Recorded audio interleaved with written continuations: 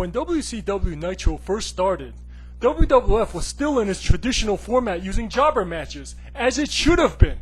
But things got so heated, and WCW was putting so many big matches on free TV that the WWF needed to respond to that. But as a result of that, we are now stuck without one of the key components to pay-per-view build-up and character development: jobber matches. Jobber matches help to develop characters and hype up the pay-per-view. When Razor Ramon is kicking some jobber's ass, the fans are connecting with the character's gimmick and the strength of his moves. The spinning punch, the short clothesline, the razor's edge. The jobber is getting destroyed by these moves that look so strong on free TV, such that when he finally fights a real star on pay-per-view, like a Bret Hart or something, it's like, oh shit, what's gonna happen now? You know, these two guys who've dominated are now fighting on pay-per-view, you know, it's hyped up. But without jobber matches, the wrestlers can never look individually strong. Two superstars in the ring means they have to share the spotlight. So it's like, you're trying to get your finishing move over, but yet he has to kick out of it, because he has to look strong too. So, besides Cena, everyone else starts converging towards this average medium where nobody looks really strong. Look at Fortune versus Lethal in TNA. All these stars, everyone has to look strong, nobody gets over. Fortune's supposed to be this awesome new developing group, yet its members are getting pinned every episode. Abyss is supposed to be in the middle of this unstoppable streak, but yet he has to fight Jeff Hardy on free TV, so he has to get pinned. It's like nobody gets anywhere. They would all be better off just squashing jobbers. People like to criticize Raw and Impact matches, like, oh, how dare Jeff Hardy versus Joe end in a draw. But in my opinion, we shouldn't be getting those matches in the first place. All putting all these big matches on free TV means is that the pay-per-views are going to be filled with all this boring, gimmicky stipulation shit. Back in the day, the WWE had their big 5 pay-per-views. Then they started adding these smaller, lower-priced in-your-house pay-per-views. By the Attitude Era, though, you had 12 full-fledged WWF pay-per-views to go along with another 12 WCW pay-per-views, not to mention ECW. But the thing is, things were so exciting and badass back then that we didn't care. But now that things have calmed down and demand is not what it used to be, they are still giving us all these freaking pay-per-views. At one point they had, 16 pay-per-views at WWE alone? You know, that's ridiculous. Who the hell wants to watch this boring product that much? The Ultimate Warrior and Rick Rude fought only 3 times on pay-per-view. Bret Hart and Stone Cold fought only 3 times on pay-per-view. Yet these are 2 of the all-time classic rivalries, because the characters were so interesting, the feud was so cool, and the matches were so well built up. You know, less matches actually made it better. Now, how many times have we seen the mix of Triple H, Orton, and Cena wrestle each other? The loss of jobber matches in combination with too many pay-per-views means we're seeing the same wrestlers in the same matches over and over again.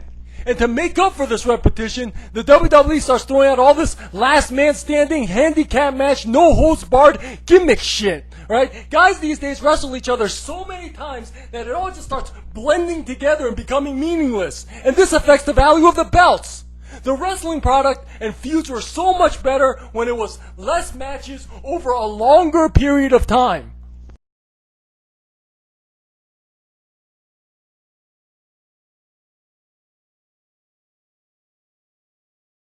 We've talked about this a lot already. Too many belts in combination with a lack of a clear hierarchy resulting in a mess of a product with no proper mid-card. You have guys like CM Punk and Jericho winning mid-card titles after being world champion. Now why the heck would they want a mid-card title after being world champion? It messes up the hierarchy. And without the hierarchy, how are you supposed to get anyone over? Right? And arguably, this has some of its roots in the Attitude Era, with all its new belts and things like Shawn Michaels winning the European title.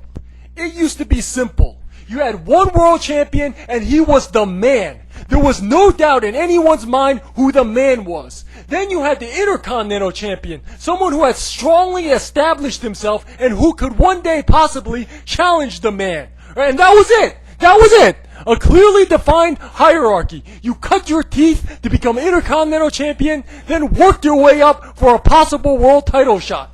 By the Attitude Era, though, you had all these new belts. The hardcore belt, the European belt, the lightweight belt. And all it served to do was dilute the strength of the Midcard and the Intercontinental Champion. You weren't sure who ranked where anymore. You started losing track of who was Intercontinental Champion. The Midcard started disappearing, and it sure isn't helped by this brand split crap.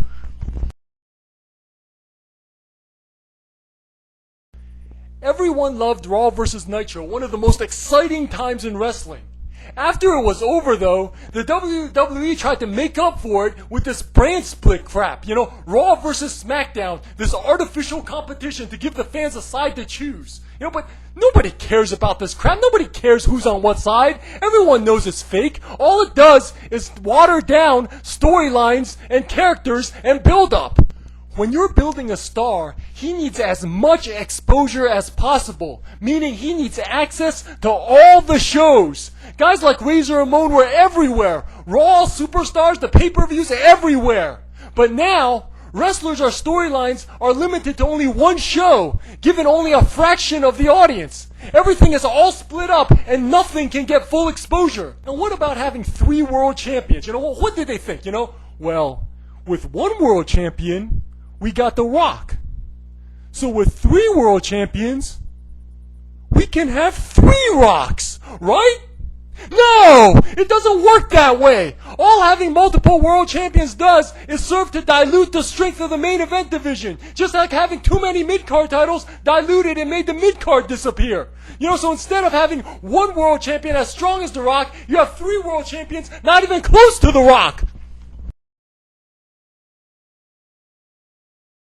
An obvious result of the Attitude Era is the loss of WCW and its ability to keep the WWE on its toes.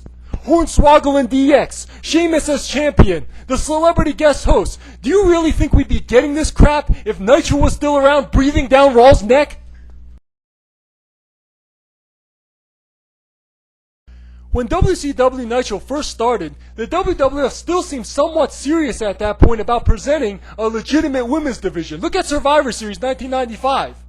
But then, Medusa appears on Nitro, drops the women's belt in the trash can, and the next thing you know, we got Sable taking her shirt off, the cat flashing the crowd, and that was the end of that.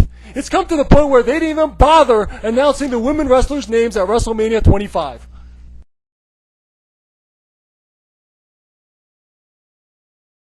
When I talk about the Attitude Era, I'm not just talking about WWF, I'm talking about everything. Austin, Rock, DX, the NWO, the Outsiders, Hollywood Hogan, ECW, RVD, the Hardcore Revolution.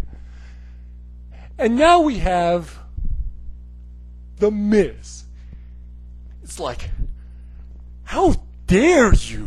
You know, how dare you claim to be the follow-up? Cena and Batista, the biggest stars since the Attitude Era? Who cares? How dare they attempt to fill shoes they are unqualified to shine? They are but a mere fraction of what we once loved. And that's the attitude that a lot of fans still carry with them. The shadow of the Attitude Era, the last boom period.